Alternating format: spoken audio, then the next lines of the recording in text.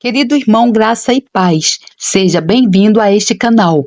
A leitura de hoje são as cartas de ensino do nosso amado mestre e irmão Derek Prince. Curta, se inscreva e compartilhe o canal para que mais vidas possam ser abençoadas. E vamos à leitura. Carta de ensino Impor a Vitória de Cristo, de Derek Prince, a cruz. A única base para a provisão total de Deus. Como base para o tema a abordar, quero focar na cruz, ou seja, no sacrifício final e todo suficiente de Jesus na cruz. A cruz é a única base para a provisão total de Deus para todas as nossas necessidades espirituais, físicas, materiais, temporais, eternas. Paulo disse: "O meu Deus suprirá todas as necessidades de vocês, de acordo com as suas gloriosas riquezas em Cristo Jesus." Filipenses 4,19. O que significa que depois de suprir todas as nossas necessidades, ele não fica menos rico do que era antes. Mas a única base na qual pode vir a Deus para o suprimento da sua necessidade é a cruz. Se vier sob qualquer outra base, não terá nenhum direito, mas com base na cruz, pode reivindicar a provisão total de Deus. Romanos 8,32 diz: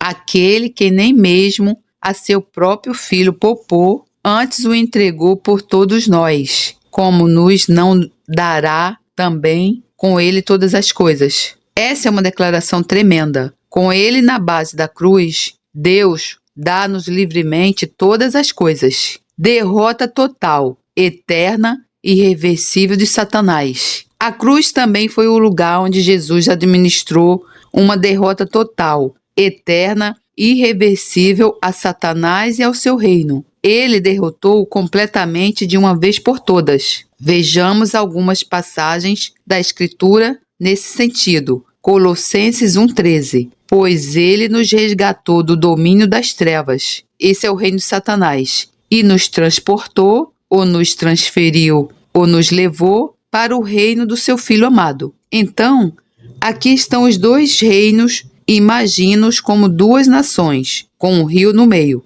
Para sair do reino das trevas e entrar no reino do Filho de Deus, precisa de uma ponte para atravessar o rio. Apenas há uma ponte. A ponte é a cruz. Mas essa ponte é tão forte que não importa se milhões de pessoas a atravessam, pois pode sustentá-las a todos. No entanto, e isto é muito importante, a ponte, a cruz, não é o seu destino. É o caminho para o seu destino, mas o seu destino é o reino de Deus. A cruz é o caminho para o seu destino, que é o reino de Deus. Somos chamados, diz a Escritura, muito claramente, a reinar como reis e sacerdotes, com Jesus Cristo já nesta era. Acho que será relativamente fácil reinar na próxima era, mas a questão é reinar agora. Apocalipse 1,5,6 diz: "Aquele que nos amou e em seu sangue nos lavou dos nossos pecados e nos fez reis e sacerdotes." A base da derrota de Satanás. Em Colossenses 2, encontramos a base da derrota de Satanás. "E quando vós estáveis, mortos nos pecados e na circuncisão da vossa carne, vos vivificou juntamente com ele, Jesus, perdoando-vos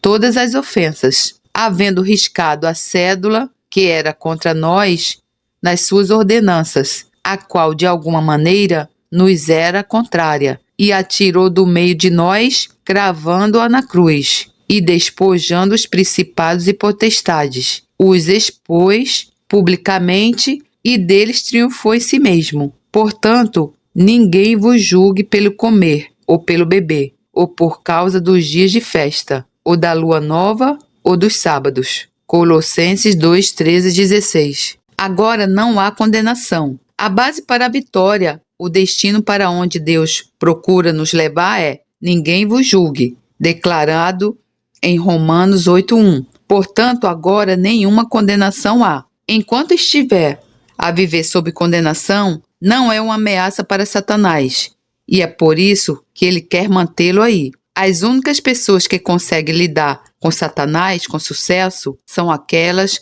que, através da cruz, escaparam da condenação. todos os pecados do passado perdoados. Nessa passagem em Colossenses, Paulo apresenta as duas maneiras pelas quais Deus fez provisão para que sejamos libertados da condenação. Antes de tudo, todos os nossos atos pecaminosos passados podem ser perdoados, porque Jesus pagou a penalidade por todos eles. Isso assim trata do passado, o que é maravilhoso, porque não há outra religião no mundo que consiga lidar com o passado. Pode verificá-las todas. Não há uma única religião que consiga tratar o seu passado. O Evangelho é a única mensagem que pode tratar disso. O fim da lei de Moisés como meio de alcançar a justiça. Em segundo lugar, com a morte de Jesus na cruz, Deus terminou com os requisitos da lei de Moisés como um meio de alcançar a justiça com Deus.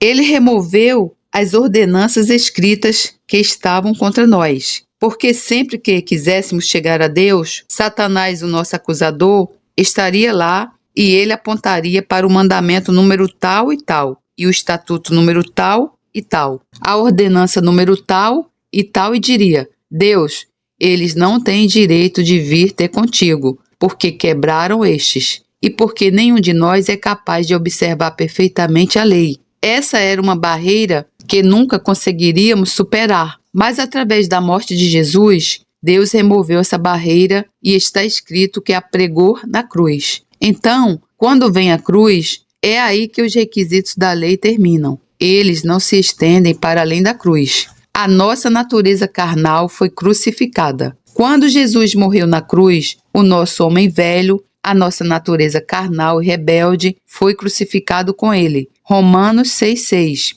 Agora, isso é uma verdade, é um fato histórico, mas a menos que eu saiba e acredite, não lhe servirá de nada, não lhe fará nenhum bem. Então, Paulo diz em Romanos 6, sabendo isto, e no versículo 11, assim também vos considerai-vos. Portanto, consideramos que a nossa condição se baseia na morte do homem velho, na sua execução em Cristo na cruz.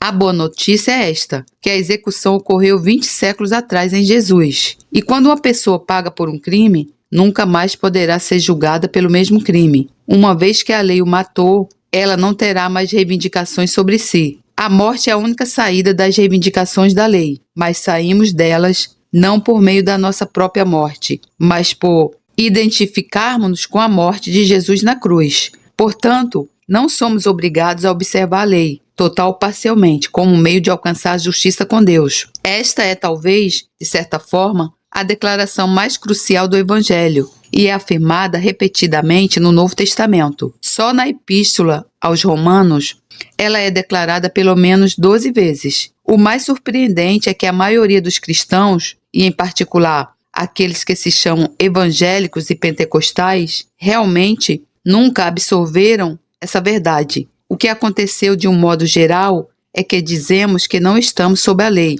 de Moisés, e depois fazemos as nossas próprias leis tolas e colocamos-nos debaixo delas. Não podemos alcançar a justiça guardando as leis. Não estou a dizer que deva viver sem leis, ou que deva ser desobediente. O que estou a dizer é que nunca alcançará a justiça com Deus mantendo qualquer conjunto de regras. Tentar fazer isso, talvez sem se aperceber, é insultar a Deus, porque está a dizer a ele que Jesus não precisava de ter morrido, que teria conseguido sem ele. É algo terrível de se dizer a Deus Pai e Deus Filho. A morte de Jesus não era necessária, mas se pudéssemos fazer isso sozinhos, mantendo as regras, Jesus não precisaria morrer. Portanto, com base nesses dois fatos, que os nossos pecados passados podem ser totalmente perdoados, todos eles, e que não somos obrigados a observar uma lei para alcançar a justiça com Deus, somos libertados da condenação. É por isso que Paulo diz, portanto, que ninguém o julgue em relação a várias coisas que fazem parte da lei de Moisés. Isso é apenas a título de introdução, mas notará que no próximo versículo, no 15, Paulo diz que através do sacrifício de Jesus, Deus desarmou principados e poderes. Indiquei-lhe que esses são os principados e poderes mencionados em Efésios 6,12. Não temos que lutar contra a carne e o sangue, mas sim contra os principados, contra as potestades, contra os príncipes das trevas deste século, contra as hostes espirituais da maldade nos lugares celestiais. A principal arma de Satanás, a culpa, Jesus desfez, fazendo-se oferta pela culpa. Então, através da morte de Jesus na cruz, Deus removeu as armas a Satanás. Isso é tremendamente importante. A principal arma de Satanás é resumida numa palavra: culpa. Isaías 53:10 diz sobre Jesus: embora o Senhor faça da vida, alma, dele uma oferta pela culpa, ele verá sua prole e prolongará seus dias. Isaías 53:10. O sacrifício não estava completo. O profeta não poderia prometer a ressurreição e todas as suas outras bênçãos seguintes, até que Jesus fizesse da sua alma a oferta pela culpa pela humanidade. Na cruz, Deus infligiu a Jesus a culpa total de toda a humanidade, e ele sofreu o castigo final. Portanto, estamos agora, como a Bíblia diz, justificados. A minha tradução da palavra justificado, absolvido, não culpado, considerado justo, feito justo, como se nunca tivesse pecado. Nós fomos feitos justos com a justiça de Deus, não com a nossa própria justiça, nem com os nossos melhores esforços, nem com a religião a qual pertencemos, mas com a justiça de Deus em Jesus Cristo, uma justiça que nunca conheceu o pecado, não tem culpa, não tem passado para se arrepender. Foi isso que nos foi disponibilizado através da troca da cruz, porque Jesus foi feito pecado com a nossa pecaminosidade para que sejamos justificados com a sua justiça. A natureza da guerra. Jesus dá-nos autoridade de impor a vitória dele. Chegamos agora ao tema dessa carta, a base da natureza da guerra contra o reino das trevas. Cristo conquistou a vitória, mas deixa-nos o trabalho de impor, fazer valer a vitória. É muito importante entendermos isso. Cristo conquistou a vitória, mas deixa-nos o trabalho de impor a vitória. Se tivéssemos de ganhar a vitória, nunca conseguiríamos. Não precisamos de conquistar a vitória. Jesus disse: eu ganhei a vitória, mas temos de fazer valer a vitória que ele conquistou. Por exemplo, em Mateus 28:18 e seguintes, após a ressurreição, ele apareceu aos seus discípulos e disse: e chegando-se Jesus, falou-lhes dizendo: é-me dado todo o poder no céu e na terra. Portanto, ide, fazei discípulos de todas as nações. Mateus 28:18-19. Para que é a palavra portanto? Está lá porque Jesus obteve autoridade. Nós temos de exercê-la, entende? E a sua autoridade é completamente ineficaz até que a exercitemos. A autoridade de Jesus é ineficaz até que a exercitemos. Portanto, a única maneira do mundo saber o que Jesus realizou por nós é quando nós exercemos a sua autoridade em seu favor, fazendo discípulos de todas as nações. Então, esse é o princípio. Jesus fez, nós temos de aplicá-lo. Há 2 erros que pode cometer. O primeiro é pensar que precisa de conquistar a vitória. Não precisa. Jesus ganhou a vitória. O erro oposto é pensar que não há mais nada para fazer. Isso não é verdade. Tem de aplicar a vitória que Jesus conquistou. Destruir fortalezas. Agora, quero falar sobre algumas das armas. Vamos ver, em primeiro lugar, 2 Coríntios 10:3-5. Isto é dito sobre todos os cristãos. Não é sobre apóstolos ou pastores, mas todos os cristãos. Guerra não no reino físico, mas na mente. Porque andando na carne, não militamos segundo a carne. 2 Coríntios 10:3. Paulo diz que vivemos em corpos físicos e estamos envolvidos numa guerra. Mas a guerra não é no reino físico. Consegue entender isso? Então, em que domínio é? Espiritual. Versículos 4 e 5. Porque as armas da nossa milícia não são carnais. Se não são carnais, o que são? Espirituais. Mas sim poderosas em Deus. E só em Deus. Nunca devemos vir para o lugar onde não dependemos de Deus, porque nessa altura somos derrotados. Elas são poderosas para a destruição das fortalezas. Quais fortalezas? A de Satanás, destruindo os conselhos e toda altivez que se levanta contra o conhecimento de Deus e levando cativo todo o entendimento à obediência de Cristo. 2 Coríntios 10:4-5. Agora, onde diz conselhos, noutra versão diz raciocínios e noutra diz especulações. Um pouco mais adiante, encontrará as palavras conhecimento e entendimento. Pegue dessas 5 palavras: conselhos, raciocínios, especulações, conhecimento e entendimento. Todas elas pertencem ao mesmo reino, que é a mente. Aqui está um fato vital. O campo de batalha é a mente. É aí que a batalha é travada. O campo da batalha é a mente. Muitos que tentaram viver a vida cristã descobriram isso. Podem não ter visto isso como um fato teológico, mas a verdade é que a maioria das nossas batalhas está na nossa mente. Vamos refletir um pouco mais sobre essa guerra, lembrando-nos que estamos todos nisso. O nosso reino está em guerra com o reino de Satanás. Nós somos cidadãos neste reino, portanto, estamos em guerra, certo? Não precisa declarar guerra individualmente. Isso foi feito pelo seu governo. Fortalezas na mente, principalmente preconceito. Voltando ao final do versículo 4. As armas que Deus nos deu são poderosas para derrubar fortalezas. De quem? De Satanás. Em que reino? No reino da mente. Quais são as fortalezas que Satanás constrói na mente das pessoas? Poderia pensar em muitas respostas diferentes, mas se pudesse escolher uma palavra genérica, seria a palavra preconceito. Preconceito significa formar uma opinião antes de conhecer os fatos. A afirmação típica da pessoa preconceituosa é: não me confunda com os fatos. A minha mente está decidida. Acho que o preconceito, de muitas formas diferentes, é uma das fortalezas mais poderosas de Satanás, porque ele constrói essas fortalezas na mente das pessoas para impedir que a verdade do Evangelho entre e faça o seu trabalho. E assim pode encontrar todo tipo de pessoas. Não quero ser ofensivo ou depreciativo para ninguém, mas olhemos para um grupo que a maioria de nós já encontrou: as testemunhas de Jeová. Se falar com as testemunhas de Jeová, pode citar o que quiser da Bíblia. Elas não conseguem ouvi-lo, porque a mente delas está totalmente pré-programada. Tem uma maneira específica de responder. O que é isso? É uma fortaleza.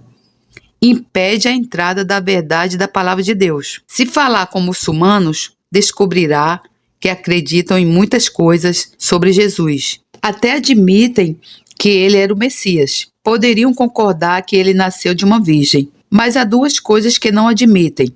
A maioria das pessoas não está ciente disso. Eles não admitem que ele morreu na cruz, porque Maomé ensinou que um anjo o retirou antes de morrer. E aquilo a que eles se opõem de forma veemente é que Jesus é o Filho de Deus, entende? Então, essas são as fortalezas na mente muçulmana. E são fortalezas muito poderosas. Pode levar um muçulmano a avançar bastante e deixá-lo muito interessado em Jesus. Mas quando lhe pede que reconheça que Jesus é o Filho de Deus, um muro ergue-se. Tomemos outro grupo de pessoas próximas a nós, o povo judeu. Se não lidou com o povo judeu, pode não estar ciente, mas há uma fortaleza na mente dos judeus quando se trata de reconhecer Jesus como Messias. E se acreditar em Jesus, deixarei de ser judeu. Nem consegue imaginar que barreira tremenda é essa. Claro, é uma afirmação ridícula.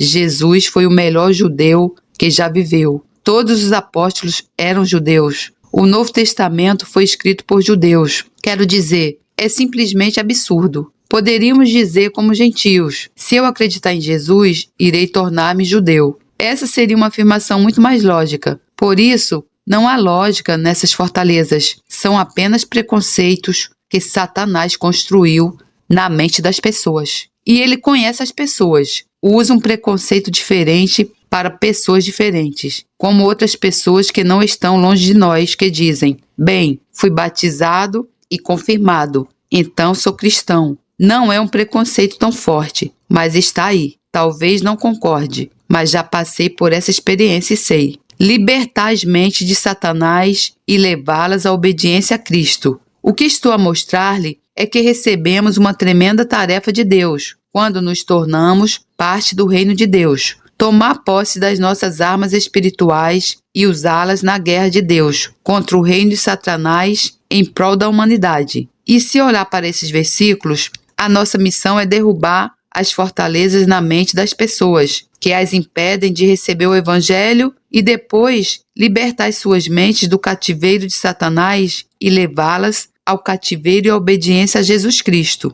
Essa é uma tarefa tremenda. Peço-lhe que vá pensando sobre isso no seu próprio tempo. É tremendo, mas essa é a nossa missão. Teria de dizer, de certo modo, o universo está à espera de nós. Fazemos o trabalho. O universo está à espera de nós fazermos o trabalho. Paulo disse em Romanos, porque sabemos que toda a criação geme e está juntamente com dores de parto, até agora. Romanos 8:22. É embaraçoso pensar que a criação teve de esperar 20 séculos para que a igreja fizesse o seu trabalho. As armas da guerra. Uma luta livre com pessoas sem corpos. Agora vamos considerar algumas das armas. Para tal começarmos em Efésios 6:12. Vamos usar a versão Prince. A nossa luta livre, Efésios 6:12, espírito, alma e corpo contra as forças espirituais do mal. Deixe-me salientar que é uma luta livre. De todas as formas de conflito entre duas pessoas, a luta livre é a mais intensa. É mais intenso que o boxe.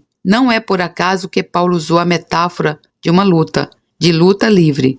Todo o seu ser está em conflito.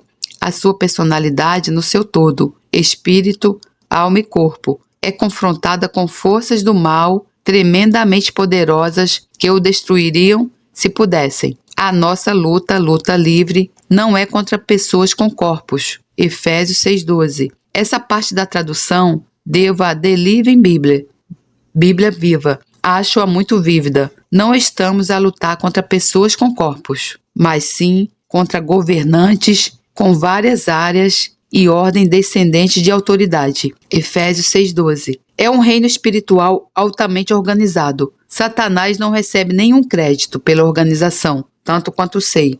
Ele tinha organização quando era um dos anjos encarregados de outros anjos. Pessoalmente, acredito que havia provavelmente 3 arcanjos principais: Lúcifer, Miguel e Gabriel. Essa é uma opinião pessoal. E como eu entendo as Escrituras, e pode ler em Isaías 14 e em Ezequiel 28, Lúcifer rebelou-se contra Deus, porque achava que merecia uma posição de igualdade com Deus. O meu palpite pessoal é que não era de Deus Pai, que ele afirmava ser igual, mas de Deus Filho. Quando ele fez essa afirmação, primeiro de tudo, ele convenceu os anjos, sob a sua autoridade, de juntarem-se a ele. Penso que ele fez algo assim, porque em Ezequiel 28 é usada uma palavra que em outros lugares da Bíblia quer dizer difamador. Então, esse é apenas o meu palpite, mas imagino Lúcifer, o querubim glorioso e bonito que cobriu o trono de Deus e foi responsável pela adoração do céu. Ele era tão bonito e tão sábio que se tornou o quê? Orgulhoso. Qual é o primeiro pecado da história do universo? Orgulho. Foi o primeiro e continua a ser o pior pecado. Ficamos tão exaltados com o adultério e a embriaguez que não os toleraríamos dentro da igreja. Mas, no entanto, a igreja está cheia de orgulho, não é verdade? De qualquer forma, este belo arcanjo está apenas à minha imaginação. Ele andou à volta dos outros anjos e disse: sabem, vocês têm muito potencial e muita habilidade que realmente está a ser subestimada.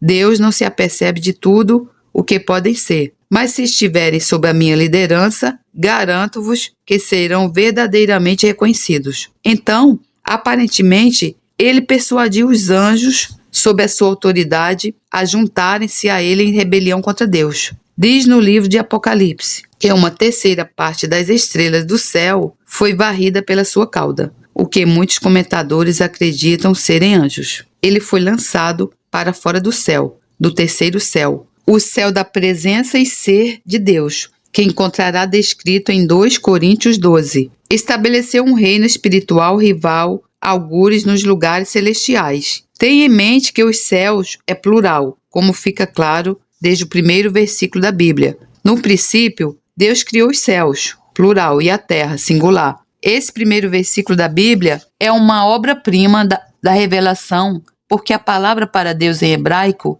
é uma forma plural, Elohim. In é o plural, mas o verbo criar é singular. Portanto, nas primeiras palavras da Bíblia, temos o mistério da divindade. um ao mesmo tempo, mais de que um. Ao ler a Bíblia toda, descobrirá que esses dois temas são desdobrados continuamente até o livro do Apocalipse, que é a consumação de ambos. Voltando a Efésios 6,12, a versão do Prince. A nossa luta livre, não é contra pessoas com corpos, mas sim contra governantes, com várias áreas e ordens descendentes de autoridade, contra os dominadores do mundo das trevas deste século. E lembre-se de que o objetivo de Satanás é dominar toda a raça humana e fazer com que toda a raça humana o adore. Ele tem um plano que eu acho que está muito avançado. Acho que está muito perto da sua consumação. Levantar um governante que será conhecido como Anticristo, que irá, por um breve período, ganhar controle sobre toda a humanidade na Terra. Exceto quem? Aqueles cujos nomes estão escritos no livro da vida do Cordeiro. Ele fará com que toda a humanidade o adore, e ao adorá-lo, estarão a adorar o diabo, que lhe deu poder e autoridade. Esse é o objetivo de Satanás. Ele trabalha incessantemente nessa direção. E muito do que vê na situação mundial contemporânea representa os movimentos de Satanás para alcançar esse objetivo. As hostes satânicas nos lugares celestiais procuram obter o controle de nações, cidades, etc. Voltamos a Efésios 6,12. Pode ver que este é um versículo cheio de todos os tipos de revelações empolgantes contra as hostes espirituais da maldade nos lugares celestiais. Sei que isso pode ser novo para si, mas não é importante se é novo. O que importa é se isso é verdade. O quartel-general de Satanás ainda está nos lugares celestiais. É de lá que ele dirige o seu reino altamente organizado, procurando obter o controle de todas as nações. Isso é muito, muito importante para nós. Por quê? Para que o nosso país possa alguma vez experimentar o tipo de avivamento de que precisa, a igreja terá de aprender como lidar com os principados e poderes satânicos que estão sobre esta nação. Sabe, o fator decisivo no destino das nações é espiritual. Não é principalmente político ou econômico, é espiritual. E o único grupo na Terra que está equipado para intervir no reino espiritual é a igreja. É por isso que somos as pessoas mais importantes do planeta. O problema é que não estamos a agir como tal. Os políticos ou os comandantes militares não têm as armas, nem mesmo os cientistas as têm. Nós temos as armas. Poderia dizer que todo o universo está simplesmente a gritar para nós. Acorda, igreja, e faça alguma coisa. Graças a Deus, existem aqueles que estão despertos, mas são uma proporção muito pequena do pleno corpo de Cristo neste momento. A armadura de Deus. Agora, quais são as nossas armas espirituais? Portanto, tomai toda a armadura de Deus. Efésios 6,13. Portanto, por quê? Porque estamos numa batalha. Então, Paulo lista 6 itens de equipamento, começando no versículo 14. Tendo cingidos os vossos lombos com a verdade e vestida a couraça da justiça. Efésios 6,14. Que área do corpo a couraça protege? O coração. A couraça da justiça. 1 Tessalonicenses 5,8 diz: a justiça da fé e do amor. Não é a justiça do legalismo, é a justiça de uma fé que produz amor no coração e calçados os pés na preparação do evangelho da paz. Efésios 6,15. O escudo da fé. Efésios 6,16. O capacete da salvação. Efésios 6,17. Que área da pessoa o capacete protege? A mente. Eu vivi isso quando fui liberto do espírito de depressão. Deus disse-me, naquela altura, que tinha de aprender a proteger a minha mente. Quando lhe perguntei como, a resposta veio da palavra de Deus, o capacete da salvação. Então disse a mim mesmo: eu sei que estou salvo. Isso significa que tenho o capacete da salvação? Vi que Paulo falava com pessoas que foram salvas e batizadas no Espírito, e que ele lhes disse para usarem o capacete da salvação. Portanto, não o temos automaticamente porque somos salvos. Então, descobri uma referência cruzada que é muito útil em 1 Tessalonicenses 5,8, tendo por capacete a esperança da salvação. Descobri assim a natureza do capacete, esperança. Veja, a esperança protege a sua mente contra a depressão ou desânimo, assim como a fé protege o seu coração. A esperança protege a sua mente. A fé bíblica está na esfera do coração. Com o coração o homem crê, mas a esperança está no reino da mente. O escritor de Hebreus diz: a fé é o firme fundamento das coisas que se esperam. Hebreus 11:1. Portanto, com base na fé no coração, podemos ter esperança na mente, e a esperança protege a nossa mente. Ouça, espero não ofender, mas não há nada que seja mais necessário para os crentes britânicos do que o capacete da esperança, porque, basicamente, acho que somos uma nação de pessimistas profissionais. As pessoas das outras nações reconhecem isso. Batalhei 3 anos contra o pessimismo. Quando estava a lutar contra isto, vi que era um rio escuro que corria por esta nação e que afetava de muitas maneiras as atitudes, as reações e as realizações do povo britânico. Só quero recomendar este capacete para si. Não vá para a cama à noite sem o capacete. Ao acordar de manhã, verifique se está com o capacete. Seja um otimista. Poderá querer perguntar: qual é a base bíblica para ser um otimista? Romanos 8:28. E sabemos que todas as coisas contribuem juntamente para o bem daqueles que amam a Deus, daqueles que são chamados segundo o seu propósito. Se ama a Deus e está a caminhar no seu propósito para si, essas são as condições. Então, tudo o que acontece na sua vida é para o seu bem.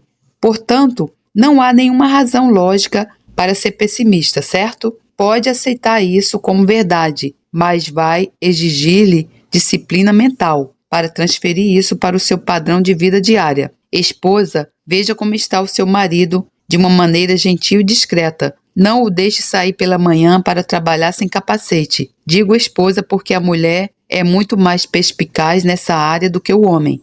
Há mais um item no equipamento, que é a espada do Espírito, que é a palavra de Deus. Efésios 6:17. Já deve ter ouvido falar da distinção entre Logos e Rema. Logos sendo o conselho eterno de Deus, Rema sendo a palavra de Deus falada. O que diz aqui é que a espada do Espírito é a rema de Deus. Por outras palavras, não é a Bíblia na sua mesa de cabeceira. É a palavra de Deus quando a fala com a sua boca. Essa é uma espada. Foi assim que Jesus a usou, quando foi confrontado por Satanás. Ele disse 3 vezes: está escrito. Isso é tornar a palavra escrita, o Logos, o seu rema. E é isso que faz Satanás recuar. No entanto, quando faz a análise, percebe que esses 6 itens do equipamento são todos essencialmente para a defesa, exceto a espada. E até mesmo a espada está limitada ao alcance do seu braço. Não podemos derrubar o reino de Satanás sem ter mais armas. Sempre que encontrar 6 coisas boas na Bíblia, isso não vem na Escritura. É apenas a minha observação. Precisa de procurar a 7ª. Quando tivermos esses 6 itens, precisamos procurar então o 7º. E ele está lá, no versículo 18. Orando em todo o tempo, com toda oração e súplica. Efésios 6:18. E é aí que quebramos as restrições de apenas sermos capazes de alcançar tanto quanto a nossa mão e braço alcançam. A oração é ilimitada. É o nosso míssil balístico intercontinental. Podemos lançá-lo de qualquer lugar e chegar a qualquer lugar. E essa, em certo sentido, é a nossa principal arma para derrubar as fortalezas de Satanás. As 3 armas principais. Agora vou apenas sugerir brevemente as 3 armas principais que farão o trabalho. Acho que as 3 armas principais que temos são a palavra de Deus, o nome de Jesus e o sangue de Jesus. Como lançar a arma? Então, quando tem uma arma realmente poderosa, mesmo nos velhos tempos, mas agora, precisa de algo para lançá-la. Por exemplo, se tem um míssil, precisa de algo para lançá-lo. Se tem uma bomba, precisa de algo para soltá-la. Se tem uma bala, precisa ter algo para disparar. E mesmo nos velhos tempos, quando tinha uma flecha, tinha de ter um arco para dispará-la. 4 formas principais. Quero sugerir 4 formas principais de lançar as nossas armas contra o reino de Satanás. Temos a palavra de Deus, temos o nome de Jesus, temos o sangue de Jesus. Como podemos colocá-los em ação contra o reino de Satanás? A minha resposta é que existem 4 maneiras principais. De forma alguma, essas são as únicas maneiras. Digo, oração, louvor, pregação e testemunho. Oração, louvor, pregação e testemunho só são eficazes na medida em que estiverem carregados com a palavra de Deus, o nome de Jesus e o sangue de Jesus. Oração, louvor, pregação e testemunho só são eficazes na medida em que estiverem carregados com a palavra de Deus, o nome de Jesus e o sangue de Jesus. Quero apenas apontar uma declaração gloriosa sobre o poder do louvor. Ela está no Salmo 8:2. Veja, quando ficamos horas a louvar a Deus, não estamos a passar por nenhum ritual sem sentido. Estamos a administrar a vitória de Cristo nas regiões celestiais, mas funciona melhor quando sabemos o que estamos a fazer. Pode pensar que estamos a passar muito tempo em louvar a Deus nas reuniões, mas digo que antes de realmente conseguirmos combater o reino de Satanás, teremos de louvar muito mais. Tem sido só aquecimento o que temos feito até agora. Salmos 8:2 diz: Tu, Deus, ordenaste força da boca das crianças e dos que mamam por causa dos teus inimigos, para fazer calar o inimigo e ao vingador. Salmos 8:2. Quem é o inimigo e o vingador? Satanás. Quem são os outros inimigos? O reino de Satanás, os principados e potestades de Satanás nos lugares celestiais. Agora diz aqui: tu ordenaste força. Mas se abrir em Mateus 21, verá o comentário oficial de Jesus sobre esse versículo. Mateus 21:15. Vendo então os principais dos sacerdotes e os escribas as maravilhas que fazia, e os meninos clamando no templo, Hosana ao filho de Davi, indignaram-se, não gostaram do barulho e achavam que as crianças não deveriam ficar tão agitadas. E disseram-lhe: ouves o que estes dizem? E Jesus lhes disse: sim, nunca lestes. Mateus 21:15-16. E aliás, Jesus era um verdadeiro judeu, porque se lida com judeus, sabe que se lhes fizer uma pergunta, quase invariavelmente respondem com uma pergunta.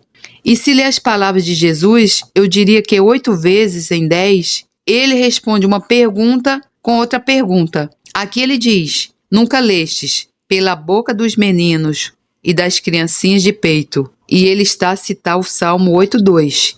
Tiraste o perfeito louvor? Mateus 21:16. O salmista disse: tu ordenaste força. Jesus, pelo Espírito Santo, disse: tiraste o perfeito louvor. O que isso nos diz? A força ordenada do povo de Deus é o louvor perfeito. Voltando aos Salmos 8:2. O que faz o louvor perfeito? Silencia o inimigo e o vingador. Quem? Satanás. Por que é importante silenciar Satanás? O que ele está a fazer? Ele está a acusar-nos. Há alguns anos eu estava a pregar na Suíça, em Luzon. Tive um intérprete de francês. Então, ouvi o francês enquanto falava inglês. E o francês, para o Salmo 8:2, diz o seguinte: tu impuseste silêncio ao inimigo e ao vingador. Que revelação maravilhosa a de que podemos impor silêncio a Satanás. Como? Pelo louvor perfeito.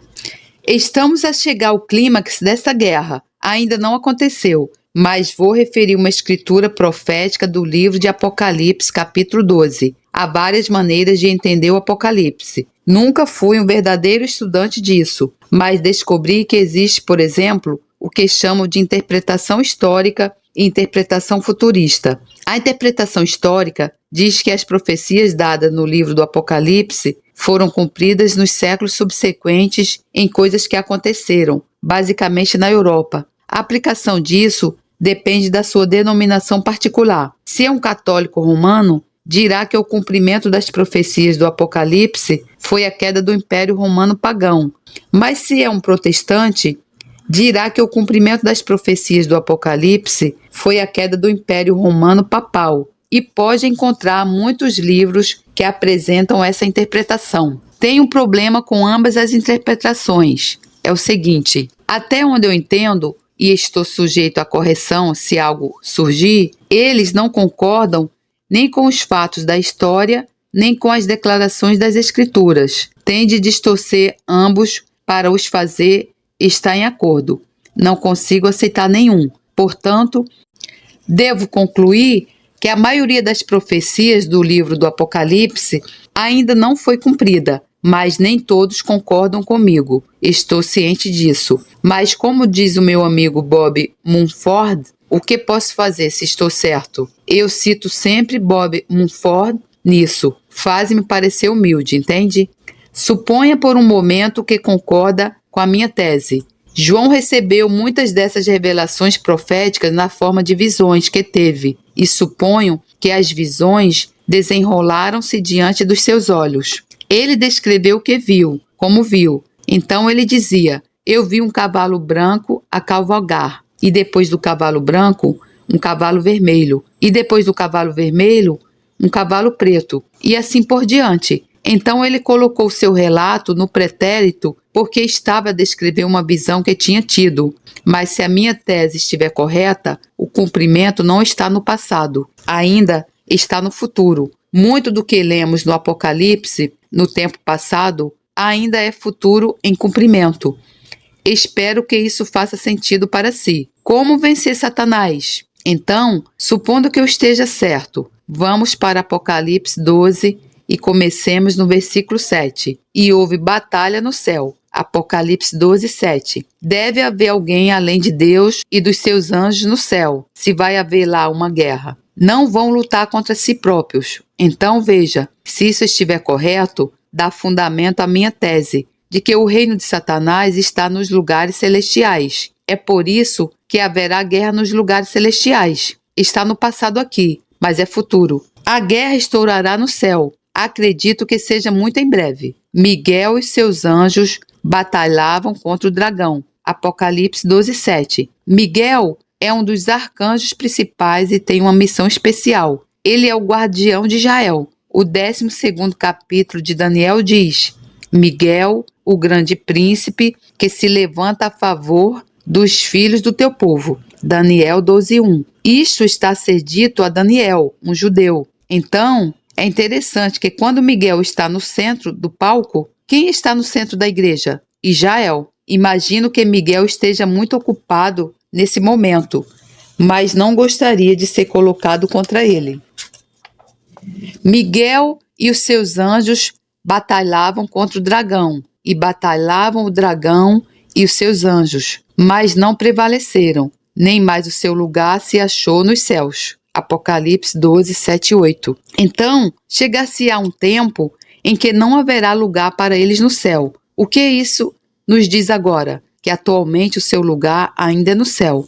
Vê, agora, tudo isso depende da presuposição que fiz. Procuro somente levá-lo a compreender o que eu digo e mais nada. Versículo 9. O grande dragão foi lançado fora. Apocalipse 12, 9. Aqui temos a descrição mais completa de Satanás no versículo. O grande dragão foi lançado fora. Ele é a antiga serpente chamada Diabo ou Satanás. Apocalipse 12, 9. A palavra diabo, diabolos em grego, significa um caluniador, um falso acusador. Satanás significa um inimigo ou opositor. Então, ele é o caluniador, que se opõe a Deus e ao povo de Deus e aos propósitos de Deus. E o que faz? Que engana o mundo todo. Apocalipse 12, 9. Essa é uma declaração muito importante, porque diz-nos algo sobre o mundo inteiro. O que nos diz? O mundo inteiro está sob o engano de Satanás. No final de João diz que sabemos que o Filho de Deus veio e que nos deu entendimento e que estamos na sua verdade e que o mundo inteiro está no maligno. Quem é o maligno? Satanás. Veja, é muito importante para lembrarmos disso como cristãos, porque se nos envolvermos no mundo da maneira errada, cairemos no engano de Satanás. Se nos envolvermos no mundo da maneira errada, cairemos no engano de Satanás. A melhor tradução da palavra igreja, eclésia, é assembleia. É assim traduzido 3 vezes no capítulo 19 de Atos e é usada para a assembleia da cidade de Éfeso. Eclésia está diretamente relacionada à palavra grega para chamar e significa uma companhia de pessoas chamadas. Chamados de onde? Do mundo. Temos 2 opções. Podemos estar na igreja ou no mundo, mas não podemos estar em ambos. Então, onde está? Não sei se já ouviu esse ditado: um navio no mar está bem, o mar no navio está mal. A igreja no mundo está bem, o mundo na igreja está mal. E se o mar entrar no navio, o que acontece com o navio? Afunda-se. Se o mundo entrar na igreja, o que acontecerá com a igreja? Afunda-se. O grande dragão, neste ponto, em Apocalipse 12, 9 e 10, é expulso do seu reino nos lugares celestiais. É muito importante. Este é o clímax da guerra. Acredita que Deus e o seu povo vão vencer? Aqui está escrito que é assim. É por isso que é importante. Veja, e ouvi uma grande voz no céu que dizia: agora é chegada a salvação e a força e o reino do nosso Deus e o poder do seu Cristo. Onde?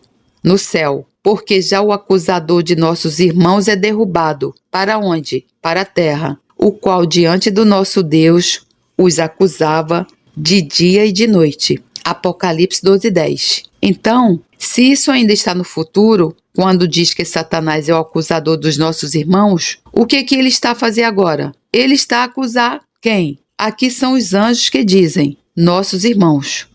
De quem estão a falar? De nós. Então Satanás está a nos acusar. Onde? Diante do trono de Deus. Isso é um fato incrível, não é? E ele faz isso dia e noite e dia. Por que ele nos está a acusar? Ele quer provar que somos culpados, entende? Qual é a sua arma principal? A culpa. E não vamos conseguir derrotá-lo até que saibamos como lidar com a arma da culpa. O versículo seguinte revela como lidar com isso. Estou a compartilhar consigo o que considero ser o segredo mais poderoso das Escrituras, que Deus já me revelou. Pessoalmente considero isso extremamente valioso. E eles o venceram. Apocalipse 12, 11. Quem são eles? Eles somos nós. A quem é que venceram? Satanás. Repare que é algo direto. Eles o venceram. Conflito direto entre a igreja e Satanás. E eles o venceram. E aqui estão as armas espirituais, pelo sangue do Cordeiro e pela palavra do seu testemunho. E não amaram as suas vidas até a morte. Apocalipse 12, 11. Quem é qualificado para usar as armas? Vamos deixar as armas de lado para primeiro ver qual o tipo de pessoa que é qualificada para usar as armas. Pessoas que não amaram as suas vidas até a morte. O que isso significa? Vou dizer-lhe o que eu entendo. Isso significa que para essas pessoas, fazer a vontade de Deus é mais importante do que permanecer vivo, certo? Pessoas que têm atitude, se tiver que escolher, faremos a vontade de Deus, mesmo que isso nos custe a vida. Não acredito que Satanás tenha o mínimo medo de cristãos não comprometidos. Ele ri deles. Mas os cristãos comprometidos assustam-no. Satanás não tem medo de cristãos não comprometidos, mas os cristãos comprometidos assustam-no. O que significa estar comprometido? Significa simplesmente o seguinte: é mais importante para nós fazermos a vontade de Deus do que permanecermos vivos. Fui convocado para o Exército Britânico em 1940, onde estive ao serviço 5 anos e meio. Gostaria de dizer uma coisa: quando entrei no Exército Britânico, nunca me deram uma garantia de que não seria morto. Faz-me sorrir quando ouço cristãos a falar sobre soldados. Não acho que eles tenham a menor ideia do que implica ser um soldado. Os soldados podem morrer, certo? Faz parte da profissão. Nenhum soldado alista-se com a condição de não ser morto. E nenhum soldado cristão pode dizer: eu não darei a minha vida por Jesus. Portanto, é melhor decidirmos qual a nossa posição. Acredito que posso dizer: eu sei onde estou. Para mim é mais importante fazer a vontade de Deus do que permanecer vivo. Posso muito bem ser testado nessa declaração. Não estou a fazer isso de forma precipitada. Ponderei bem a questão e a resolvi tanto quanto sou capaz. Acho que é importante que também resolva isso antes que a situação surja. Obtenha o seu bilhete antes de entrar no comboio. O poder do nosso testemunho. Supondo que somos essas pessoas, quais são as armas que usamos? Diz que vencemos pelo sangue do Cordeiro e pela palavra do nosso testemunho. Lembra-se que mencionei que o testemunho era uma das 4 maneiras de lançar as armas. Então o que significa isso? Eu entendo assim: nós vencemos Satanás quando damos testemunho pessoal do que a palavra de Deus diz, que o sangue de Jesus faz por nós. O nosso testemunho torna-o pessoal. Pega a verdade geral da Escritura e aplica a mim. O sangue de Jesus. Para fazer isso, temos de saber o que a palavra de Deus diz sobre o sangue de Jesus. Agora vou compartilhar algumas das principais declarações das Escrituras sobre o sangue de Jesus. A primeira declaração sobre o sangue de Jesus é Efésios 1:7, em quem Jesus temos a redenção pelo seu sangue. Redenção significa que fomos resgatados. Estávamos no reino de Satanás. Fomos resgatados do reino de Satanás. O preço da nossa redenção, segundo Pedro diz em 1 Pedro 1:18-19, não foi prata ou ouro, mas o precioso sangue de Cristo, como de um cordeiro sem mancha e sem mácula. Salmo 107:2 diz: digam-nos redimidos do Senhor, os que remiu da mão do inimigo. Assim o meu testemunho pessoal é este: pelo sangue de Jesus fui redimido das mãos do diabo. 1 João 7 diz: mas se andarmos na luz, como ele na luz está, temos comunhão uns com os outros. E o sangue de Jesus Cristo, seu Filho, nos purifica. O verbo está no presente contínuo. Nos purifica continuamente de todo pecado. Os verbos estão todos no presente contínuo. Se andarmos continuamente, teremos comunhão continuamente e o sangue nos limpará continuamente. Tenha em mente que é condicional. Se não está a andar na luz, o sangue não o limpará. O sangue não limpa no escuro. E se está a andar na luz, terá comunhão com os seus irmãos na fé. Se não está em comunhão, está fora da luz. Se está fora da luz, o sangue não o limpa. Isso é importante, supondo que cumpra a condição. Então, meu testemunho é: enquanto caminho na luz, o sangue de Jesus limpa-me agora e continuamente. Digo isso porque evidencio o significado completo do verbo, de todo o pecado. Romanos 5:9 diz: tendo sido justificados pelo seu sangue. Fomos justificados pelo seu sangue.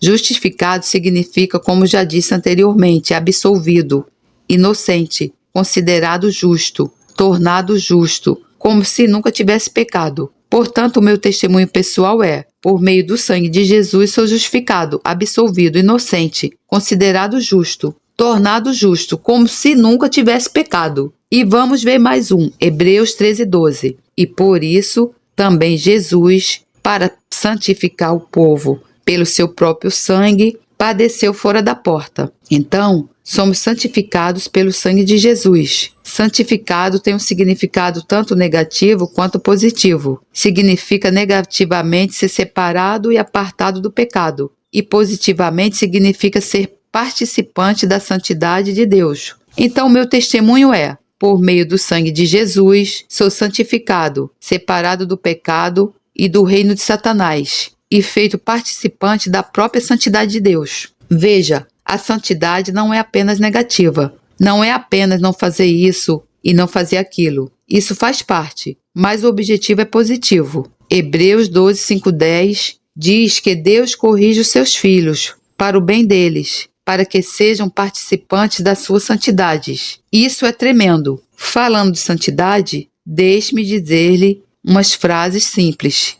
Pelo que entendi, agradecemos a Deus pela sua bondade, louvamos a Deus pela sua grandeza, mas nós o adoramos pela sua santidade. Agora, juntando todas as declarações, o seu testemunho pessoal podia ser: pelo sangue de Jesus, fui redimido das mãos do diabo. Eu estava na sua mão, mas já não estou lá. Enquanto estou a andar na luz, o sangue de Jesus está a limpar-me, agora e continuamente, de todo o pecado. Por meio do sangue de Jesus, sou justificado, absolvido, inocente, considerado justo, tornado justo, como se nunca tivesse pecado. E por meio do sangue de Jesus, sou santificado, separado do pecado e do reino de Satanás, e feito participante da santidade de Deus. Pense por um momento. Através do sangue de Jesus está separado. Satanás e o seu reino estão num reino diferente de si. Está a viver num reino diferente. Só ao terminar, veja o fato glorioso é que faremos parte da força que derrubará o reino de Satanás dos céus. Isso é emocionante. Meu Deus! O céu é a nossa Canaã, terra prometida. Mas Canaã estava cheia de gigantes e de cidades muradas, fortificadas. Portanto, para possuir a sua herança, Israel teve de lidar com os gigantes e as suas cidades fortificadas. Para possuirmos a nossa herança celestial, temos de lidar com o reino de Satanás nos lugares celestiais. Glória a Deus, louvado seja o Senhor, que a graça do Senhor Jesus Cristo, o amor de Deus e a comunhão do Santo Espírito estejam com vocês. Amém. Deus lhe abençoe.